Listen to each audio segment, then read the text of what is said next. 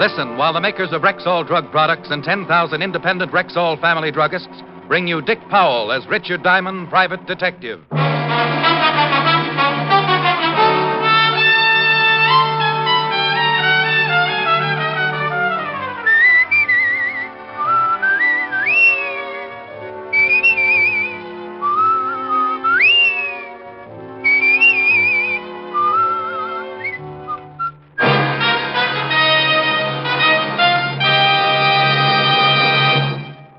Good evening.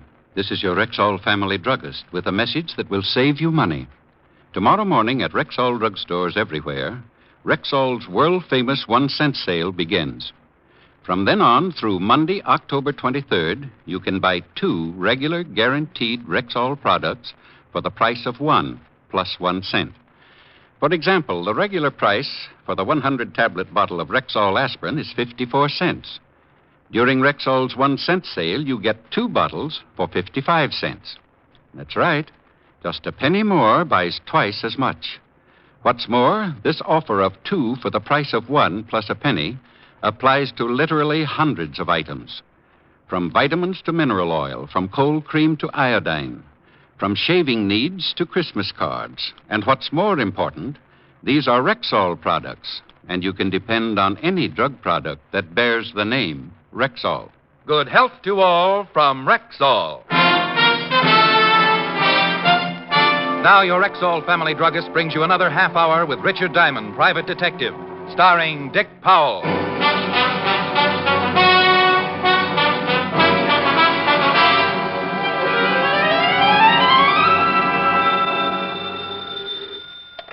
Diamond Detective Agency. We can solve any crime but television. Diamond, stop clowning and get right down here. Well, Sergeant Loveloom. What's the matter, Otis? Didn't the zoo pick up your option? Oh, now quit that. You gotta get right down here. Something terrible's happened. They haven't made you commissioner. Worse than that. Lieutenant Levinson's been kidnapped.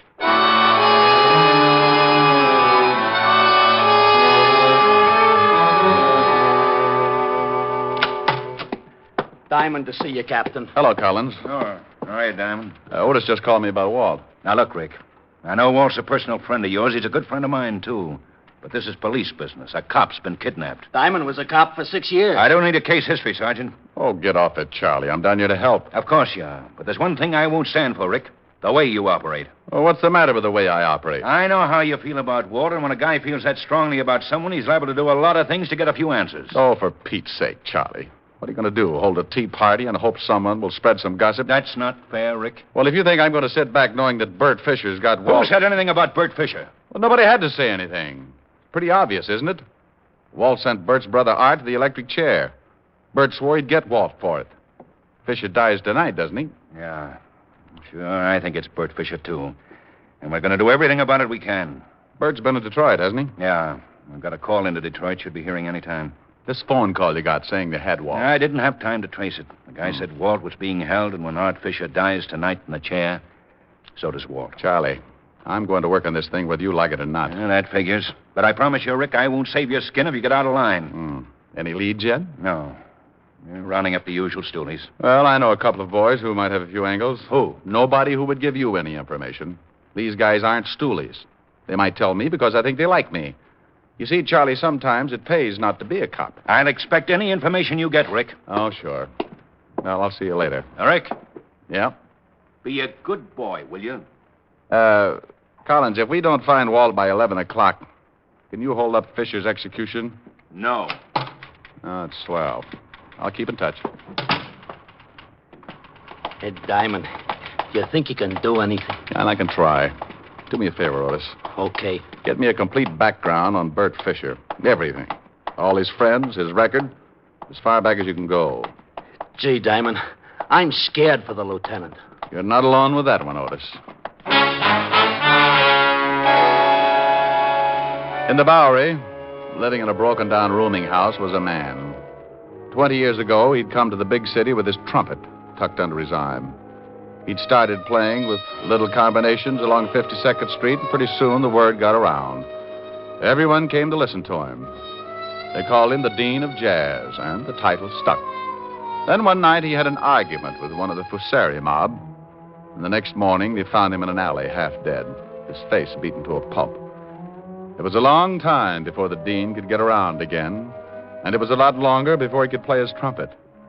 And by then, no one would have him. He couldn't make enough with the horn, so he tried crime. And that's where I met him. I did him a favor, and a short time later, he went straight. He'd still kept his underworld connections, but he wasn't a stoolie. I'd just done him a favor once.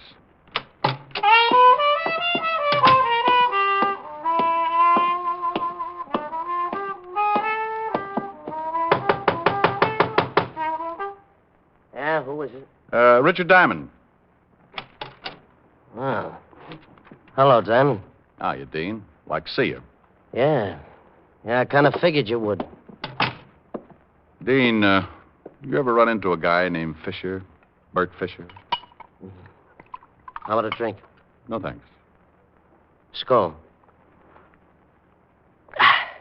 Oh, man, it's going to be hot today. This, Bert Fisher grabbed Lieutenant Levinson. Says he's going to kill him. I can't help you. Oh, Dean, I just need one little lead to get started. Yeah, sure. I wish I had a fan in here. How's business? It isn't. I make enough to pay the rent. How about a few bucks to keep you going? Well, I ain't proud, but it won't buy you anything. The lieutenant's a good friend. Yeah. Word got around this morning. Yeah. Here's 10.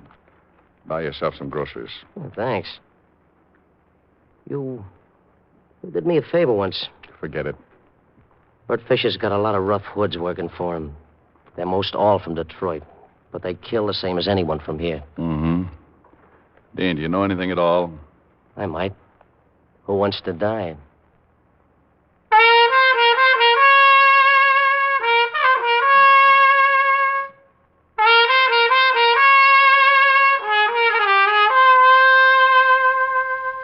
Hey, still blow pretty good.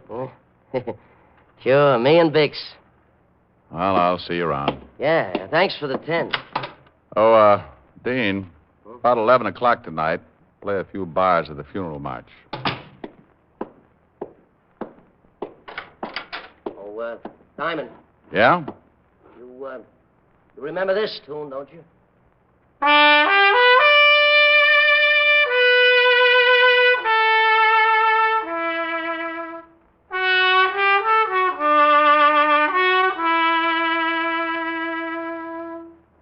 For it was Mary, Mary, plain as any name can be. You got it, pal. See you around.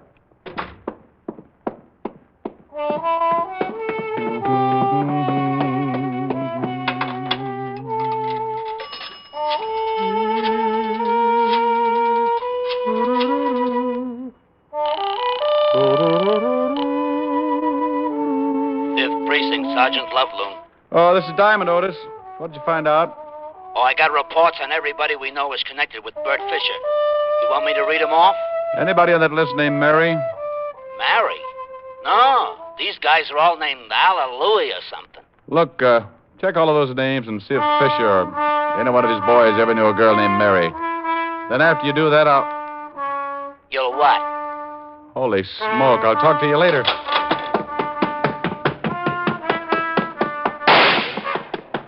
Dean! Dean! Dean! Dean!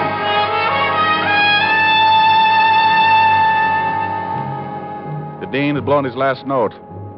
He was sprawled face down on the dirty carpet, clutching the shiny trumpet. A thin line of red was spreading out from a bullet hole in his chest, and the open window sent me across the room in a hurry.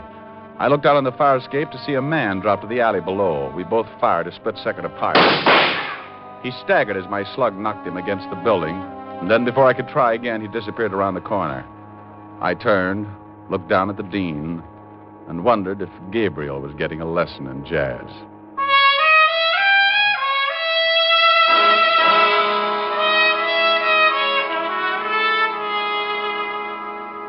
Diamond, I warned you before you left here Okay, Charlie. A nice guy's been killed, but all the crying in the world isn't going to help.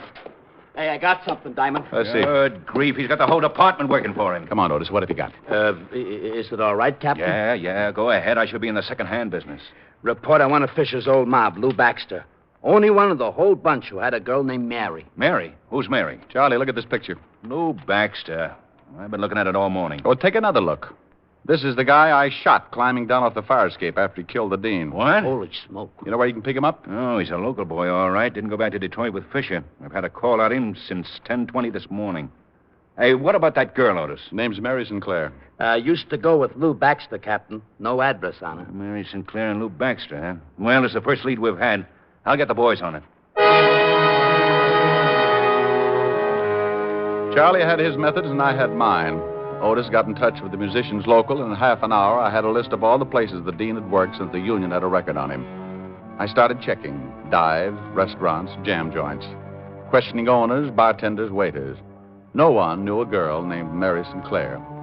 Around 3 o'clock, I wandered into a place on 52nd Street known as the Red Parrot. Hey, I'm looking for information. you a cop? Private cop. Mm-hmm. You remember a guy who played here last year? Trumpet man, the dean? Sure. Everybody knows the dean. Something wrong? The dean got himself killed. Oh, no. Gee, that's too bad. Real nice guy. You ever know a girl named Sinclair? Mary Sinclair? No. No, I don't think so. Oh, okay. Hey, mister, Yeah? why don't you ask Ed? He's the boy with the fingers playing the piano. He knew the dean pretty well. Thanks.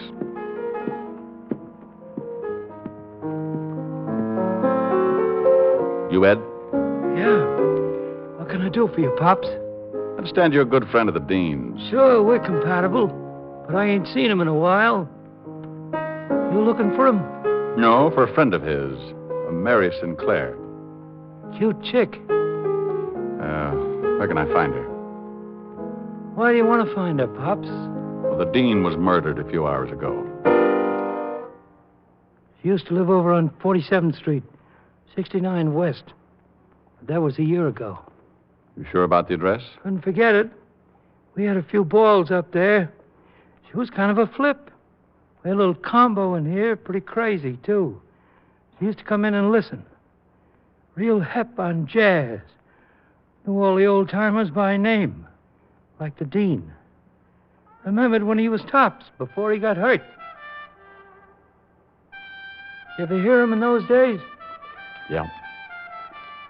I played with him a lot. Used to watch him real close sometimes, after hours. The boys would just sit around and blow because they felt like it. The dean used to lean back and close his eyes and blow things like he was getting a word from the other side. It was great. Might have been the greatest. Well, we all got to go on ahead sometime. I guess it ain't so bad, though. The harp's a real wild instrument.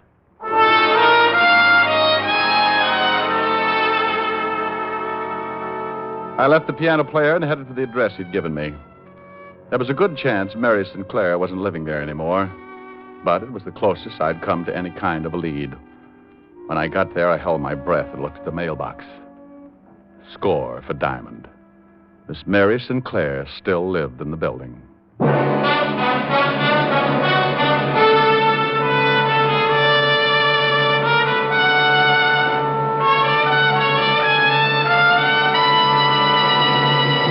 Before we continue with the adventures of Richard Diamond, here's your Rexall family druggist. And tonight I have money-saving news. For tomorrow morning at every Rexall drugstore in the country, Rexall's famous 1-cent sale begins. The sale where you get 2 fine-quality, guaranteed Rexall products for the price of 1 plus 1 cent. Exactly how does that work? Well, for example, the regular price for a pint bottle of Rexall's milk of magnesia is 39 cents. But during the 1-cent sale, you can buy 2 bottles for 40 cents. Why, that means a penny more buys twice as much. Exactly, ma'am. What's more, you'll find some 347 of these twin bargains in our stores. Everything from Rexall rubbing alcohol to stationery, from Rexall foot remedies to Rexall dental products. Plus 85 other sales specials you can't afford to miss. Well, I'm putting my pennies to work tomorrow. Then use a lot of them, ma'am, for every one of them doubles your buying power. Best of all, you'll be getting Rexall products, and you can depend on any drug product that bears the name Rexall. And now back to tonight's adventure with Richard Diamond, Private Detective, starring Dick Powell.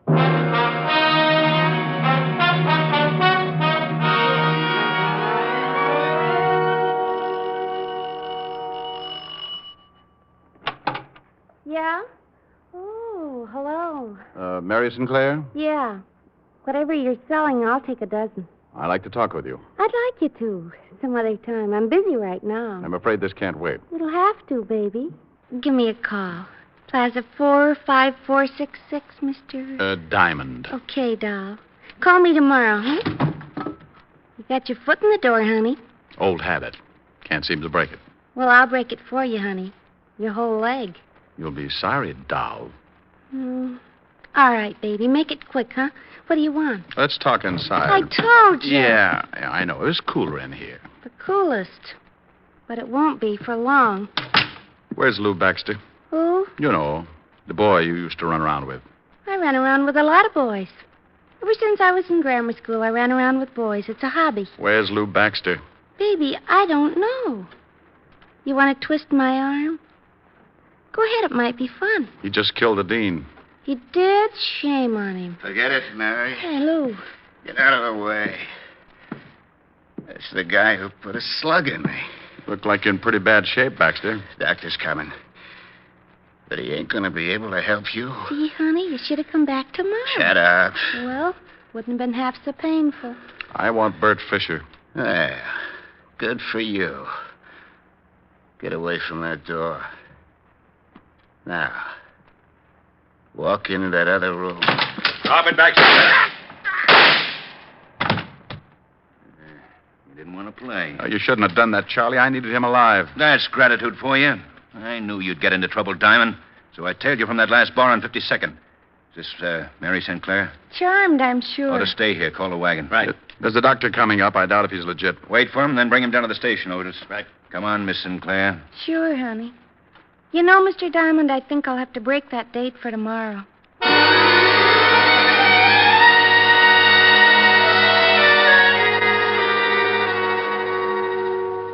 Here are Baxter's things, Captain. Watch, wallet, nothing much. Yeah, let's check the wallet. Book of matches. Danny's Diner, Route 51. Check on that, Otis. Right. Nothing much in the wallet. Social Security, driver's license, some money. Quite a lot of money. Want to take a look? Yeah. No addresses, huh? Here's a ticket to a shoe repair shop. Well, nothing much here that would give us a lead. Yeah? Danny's Diner is about 160 miles out on Route 51. And guess who runs it? Oh, Chino Amalo. that does it. Call the authorities in that area. Right. Chino Amalo. 8 years for armed robbery. Used to work for Bert Fisher. Yeah, maybe this is it. What time is it? Going on 7.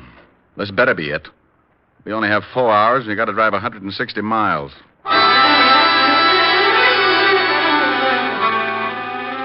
Captain Collins talked to the sheriff's office and set up a rendezvous with him near Danny's Diner.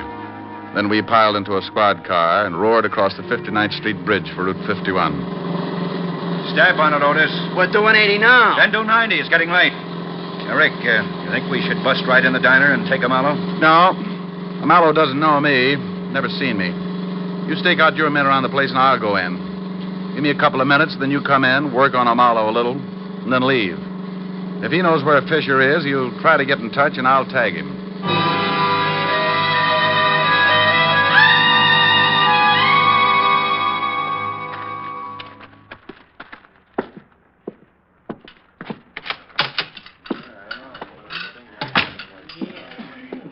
Something for you? A cup of coffee and a piece of pie. You got raspberry, chocolate, lemon, peach, custard? Raspberry. Yeah.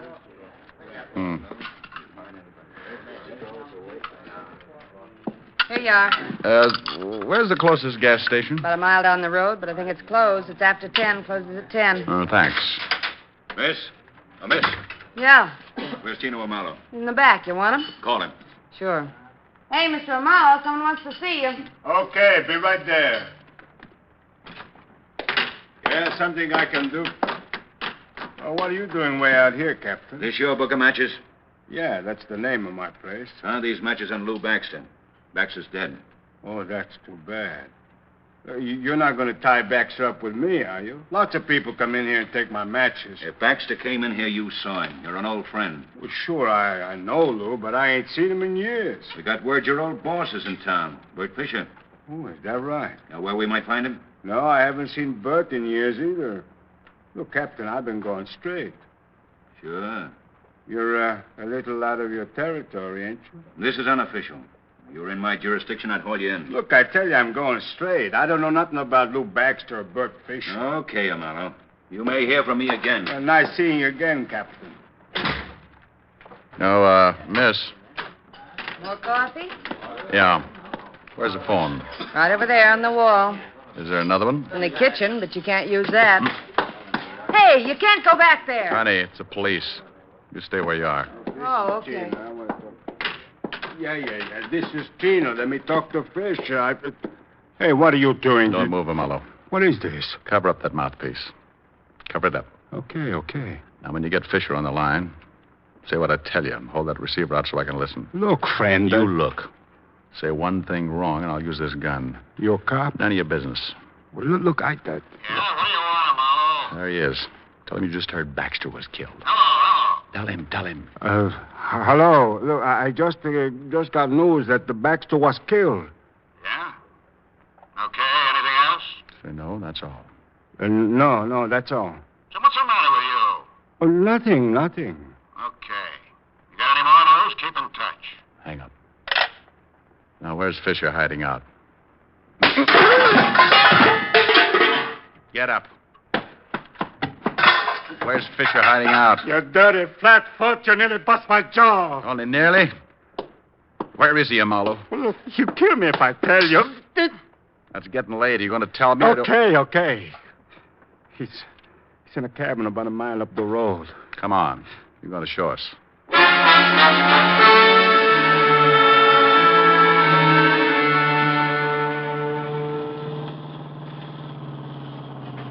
It's just around that bend. We better get out here and walk.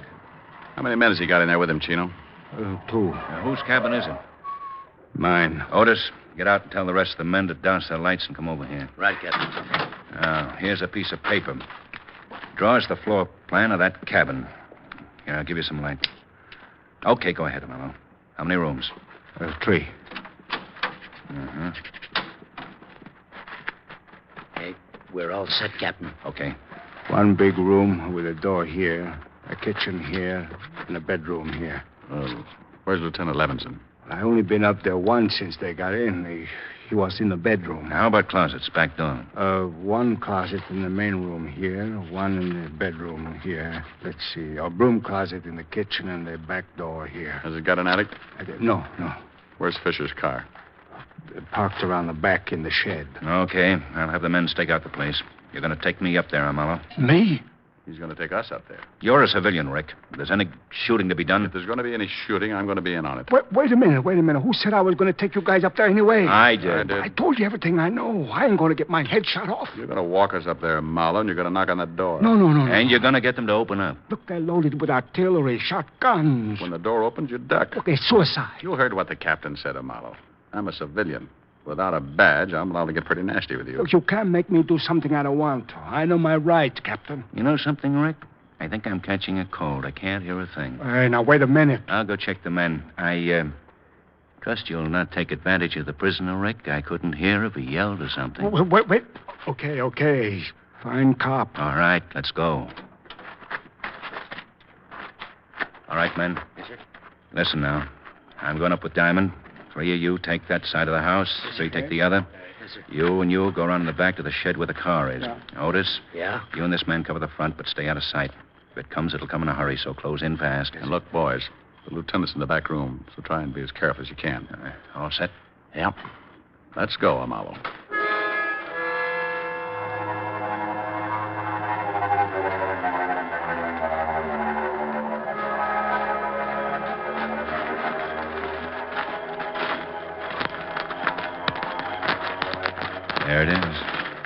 front window. Yeah, it's 10 minutes of 11. I hope their watches aren't fast. Keep going, Amallo.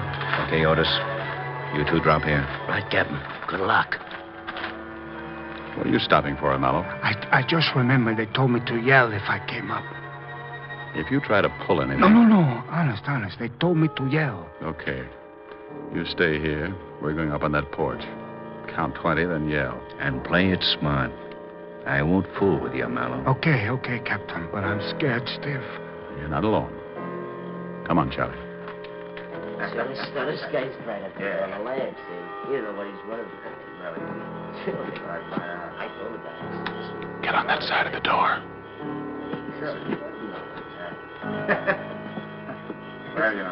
Hey, Bert!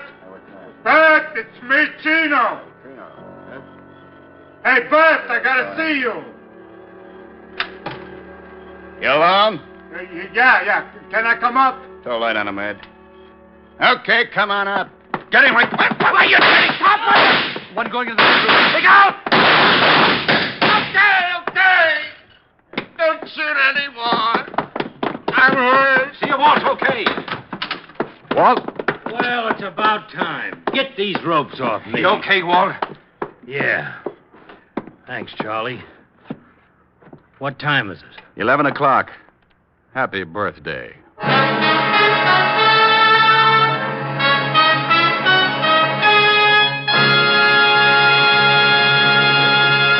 Again, here's your Rexall family druggist.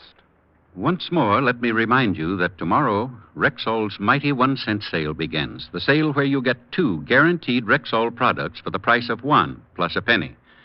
For example, the pint bottle of MI31, Rexall's famous mouthwash, regularly costs 69 cents. Tomorrow, you can get 2 bottles for just 70 cents. And remember, there are some 347 of these twin bargains, plus 85 other super specials. Make your pennies by dollars during Rexall's 1-cent sale. Tomorrow through Monday at Rexall drugstores everywhere. Good health to all from Rexall.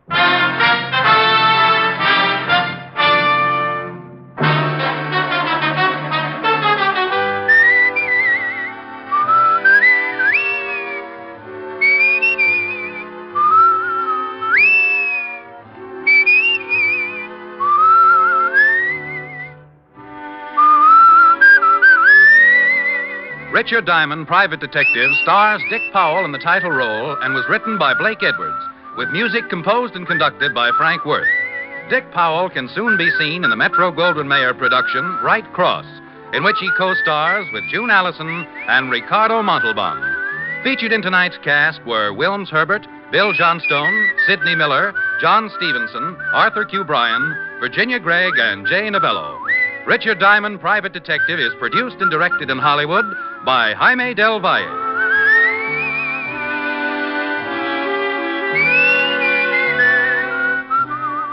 This is Bill Foreman inviting you to join us next week at this same time when we will again bring you Dick Powell as Richard Diamond, Private Detective.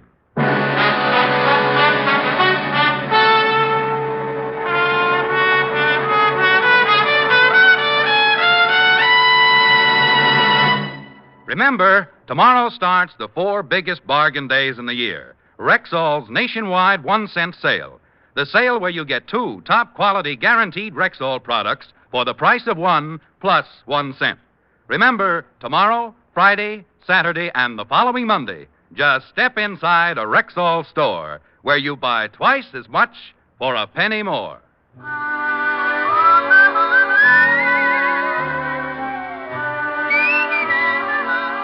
Your chime master, Robert Young, is expecting you tomorrow on NBC.